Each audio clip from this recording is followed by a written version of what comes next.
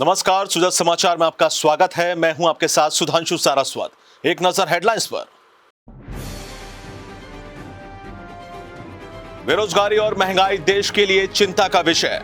मुख्यमंत्री ने कहा, केंद्र सरकार विपक्ष को बुलाकर करे बात, राजनीति में नहीं होता कोई दुश्मन।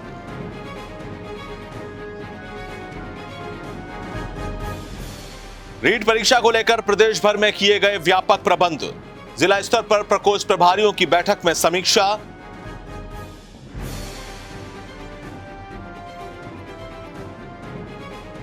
भरतपुर में कनकांचल और आदि पर्वत को लेकर चल रहा धरना समाप्त। प्रदर्शनकारियों ने किया मुख्यमंत्री श्री अशोक गहलोत का आभार व्यक्त।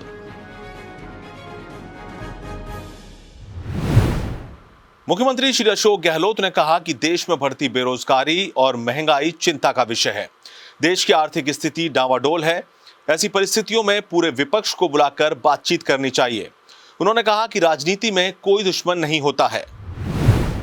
इसलिए मैं कहना चाहूँगा जो बेरोजगारी है, महंगाई है, आर्थिक स्थिति डावाडोल है, 80 रुपये क्रॉस कर गया है डॉलर, ये चिंता का विषय होना चाहिए।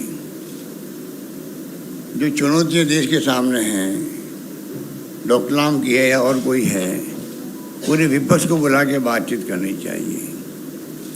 कोई दुश्मन तो होते नहीं राजनीति के अंदर, ना होना चाहिए, पर ये दुश्मन मानते हैं हम लोगों को, विपक्ष को दुश्मन मानते हैं। आगामी 23 और 24 जुलाई को होने वाली रीट परीक्षा को लेकर व्यापक प्रबंध किए गए हैं। इसी क्रम में जोधपुर संभाग मुख्यालय पर 62 केंद्रों पर आयोजित होने जा रही रीट परीक्षा की तैयारियों को लेकर महत्वपूर्ण बैठक जोधपुर कलेक्ट्रेट सभागार में जिला कलेक्टर की अध्यक्षता में हुई। जिला कलेक्टर ने परीक्षाओं के मद्देनजर की गई तमाम व्यवस्थाओं से संबंधित तैयारियों के बारे में विस्तार से जानकारी ली और नियमानुसार शांतिपूर्ण और सुरक्षात्मक ढंग से परीक्षा आयोजन को सफलतापूर्वक संपादित करने के लिए गंभीरतापूर्वक दायित्व निभाने के निर्देश दिए।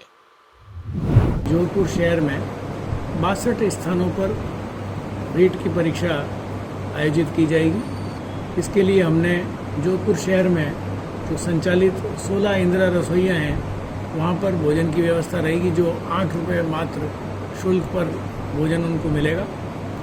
4 ट्रांसपोर्ट विभाग द्वारा अस्थायी बस स्टैंड भी बनाए जा रहे हैं।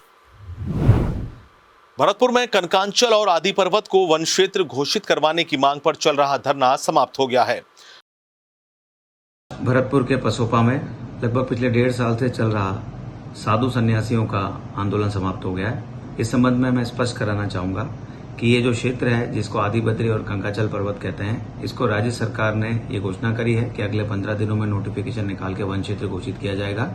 यहाँ जो माइंस स्थापित हैं, ये मैं बताना चाहूंगा कि ये माइंस 2000 से 2018 के बीच में यानी पुरानी माइंस हैं और ये वैध माइंस हैं, जिनमें 11 माइंस कंकाचल में और 34 माइंस आदि बद्री में हैं। इसके अतिरिक्त इन माइंस को शिफ्ट करके जो लोग बेरोजगार होंगे, जैसे 2500 लोग अभी इस पर एम्प्लॉय हैं, उनको रोजगार दूसरी जगह मिलेगा। और साथ में सरकार ये मंशा रखती है कि इन जगहों को जो यहाँ के साधु सन्यासी हैं, जो धार्मिक पर्यटन का एक स्थल है, उसके रूप में इसको विकसित किया जाए। इसके लिए एक विस्तृत कार्य योजना भी राज्य सरकार बनाएगी। राजकीय संप्रेषण एवं किशोर गृह पाली में प्रवेशित बालकों में से 2 बालक जिनके माता पिता का पूर्व में देहांत हो चुका है, उनके सहित कुल 3 बालकों का भविष्य जिला कलेक्टर श्री नमित मेहता की संवेदनशीलता से बदलाव की ओर है। जिला कलेक्टर ने बाल अधिकारिता विभाग के अधिकारियों को व्यावसायिक प्रशिक्षण में रुचि रखने वाले बालकों को जल्द प्रशिक्षण से जोड़ने के निर्देश दिए।